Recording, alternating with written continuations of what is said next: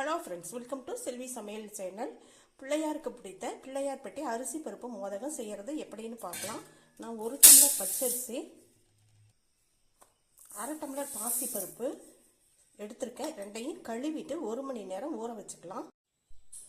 ஊறின அரிசியை நல்லா தண்ணியை நல்லா சுத்தமாக வடித்து எடுத்துட்டு இப்படி ஒரு காட்டன் துணியில் உலர்த்தி எடுத்துக்கலாம். இது மாதிரி நல்லா பரப்பி விட்டுறலாம். நல்லா ஃபேன் காற்றுல வெயிலில் வைக்காதீங்க, நிழல்லையே இப்படி வச்சுக்கோங்க. ஃபேன் காற்றுல வச்சா இன்னும் சீக்கிரமாகவே கூட உலர்ந்துடும். அரிசி நல்லா உலர்ந்துருச்சு பாருங்கள். இப்படி கொஞ்சம் ஈரத்தன்மையோடு இருக்கணும். இதை எடுத்து வறுத்து எடுத்துக்கலாம்.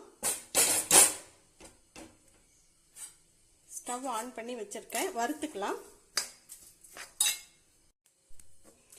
வறுத்தாச்சு பாருங்க, நல்ல உதிரி உதிரியாக இருக்குது.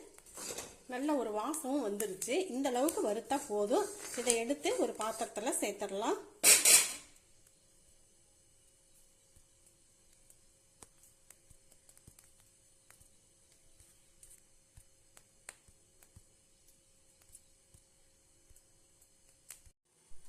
ஒரு தட்டில் கொட்டிட்டு இப்படி வச்சுட்டு ஆறட்டும். ஆறின பின்னாடி பார்க்கலாம். இது இப்படியே இருக்கட்டும். அதுக்குள்ளார நம்ம வெல்லத்தை கரைச்சி எடுத்துக்கலாம்.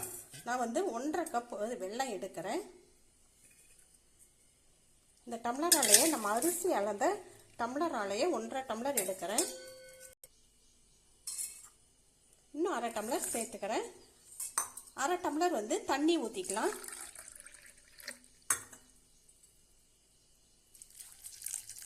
இதை கரைச்சி எடுத்துடலாம். ஸ்டவ் ஆன் பண்ணி வச்சிடலாம். வெல்லம் நல்லா கரைஞ்சிருச்சு, வடிகட்டி எடுத்துடலாம்.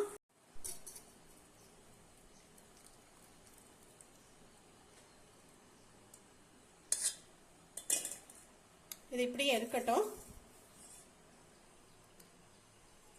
ஸ்டவ் ஆன் பண்ணி ஒரு கடாய் அடுப்பில் வச்சிருக்கேன். அரிசி அளந்த அதே டம்ளரால் இந்த பாத்திரத்தில் 3 டம்ளர் தண்ணி ஊற்றுறேன்.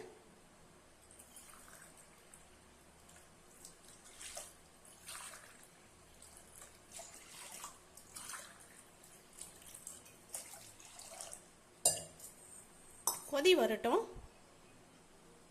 இந்த தண்ணியிலேயே நான் 1 ஸ்பூன் நெய் சேர்க்குறேன். கொஞ்சமாக சால்ட்டு சேர்க்குறேன்.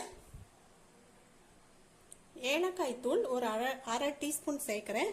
கொதிட்டோம். வறுத்து வச்ச அரிசியும் பருப்பும் நல்லா ஆறிடுச்சு. நான் ஒரு மிக்ஸி ஜாரில் சேர்த்துருக்கேன். இதை அப்படியே பவுடர் பண்ணிட்டு வந்துடலாம். அரைச்சிட்டு வந்துட்டேன் பாருங்க. இப்படி ஒன்றும் பாதியமாக இருக்கணும், கொரகொரப்பா. இப்போ இதை தண்ணி கொதிஞ்ச பின்னாடி அதில் போட்டு நம்ம இது பண்ணி லைட்டாக கொதி வர ஆரம்பிக்குது. இப்படி கொதி வர ஆரம்பிக்கும் போதே இதில் நம்ம போட்டு கிளறிக்கலாம். நல்லா கொதி வந்த பின்னாடி போட்டோம்னா கட்டி கட்டியாக விழுகும்.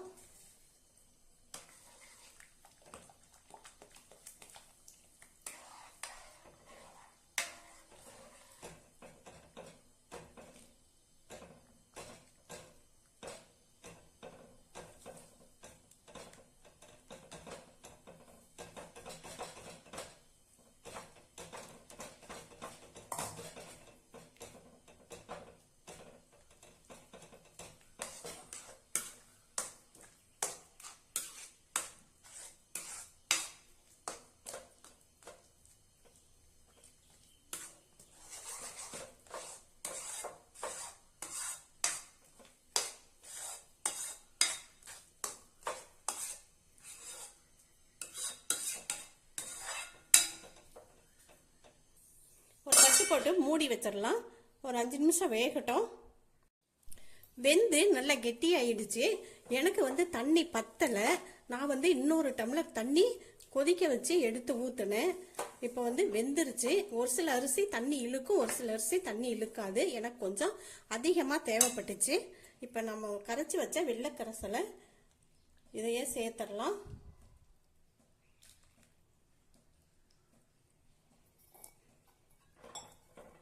ஒன்றா கலந்து விட்டுறலாம்.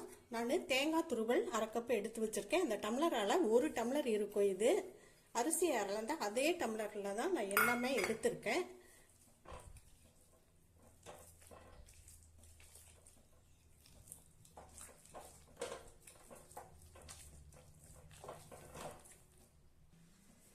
நல்லா அடி பிடிக்காம இப்படி கிளறி விட்டுக்கலாம். அடி கனமான பாத்திரமா நீங்க வச்சுக்கோங்க, அப்பதான் நல்லா இருக்கும்.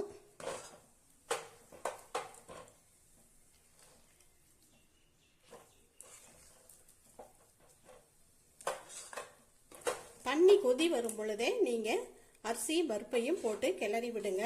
கொதி வந்த பின்னாடி போட்டீங்கன்னா கட்டி விழுகிறதுக்கு வாய்ப்பு இருக்கு. பாருங்க, நல்ல ஓரளவு கெட்டி ஆயிடுச்சு. ஸ்டவ் ஆஃப் பண்ணி வச்சிடலாம், ஆறட்டும். லாஸ்டா இன்னும் 2 ஸ்பூன் நெய் வந்து நான் சேர்க்கிறேன்.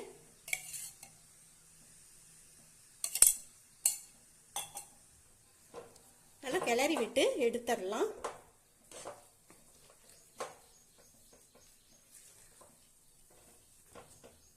நல்லா ஆறிடுச்சு, ஒரு பிசைஞ்சு விட்டுறலாம். தேவையான சைஸில் உருண்டையை எடுத்துக்கலாம். நல்ல பாரம்பரியமாக இப்படி உருட்டி தான் செய்யறது. ஃபர்ஸ்ட் இப்படி உருட்டி எடுத்துக்கலாம்.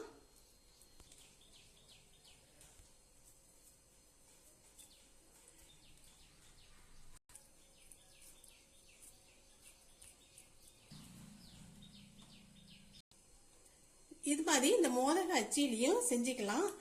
ஃபர்ஸ்ட் இதில் கொஞ்சமா எண்ணெய் தடவி விட்டுறலாம்.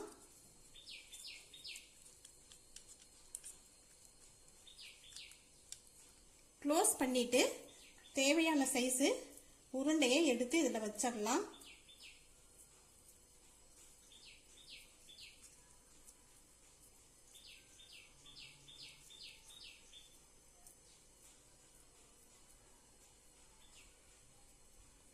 நல்லா இப்படி அழுத்தி விட்டுட்டு ஓபன் பண்ணிக்கலாம்.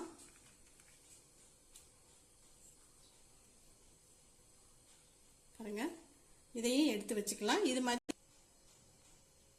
எல்லாத்தையும் உருட்டி எடுத்தாச்சு. நான் இந்த மோதகம் டைப்லயும் பண்ணி எடுத்து வச்சிருக்கேன். ஒரு இட்லி தட்டுல துணியை நனைச்சிட்டு வச்சிருக்கேன். இதுல எல்லாத்தையும் எடுத்து வச்சிடலாம்.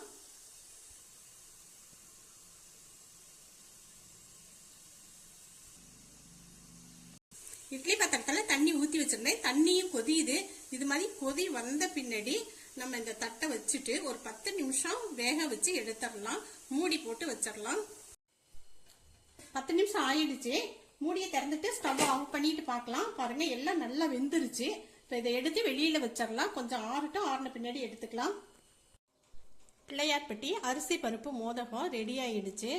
நீங்களும் இந்த வருஷம் நாளைக்கு விநாயகர் சதுர்த்திக்கு இது மாதிரி செஞ்சு பிரசாதமாக வச்சு கொண்டாடுங்க. பாருங்க, ரொம்ப நல்ல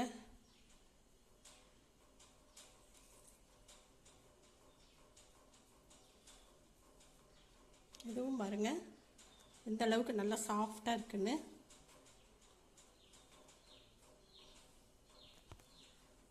இந்த வீடியோ பிடிச்சிருந்துச்சுன்னா லைக் பண்ணுங்க, ஷேர் பண்ணுங்க. இதுவரை சப்ஸ்கிரைப் பண்ணாதவங்க முதல் வீடியோ பார்க்குறவங்க சப்ஸ்கிரைப் பண்ணுங்க. பக்கத்தில் இருக்கிற பெல்லை டச் பண்ணுங்க. நன்றி.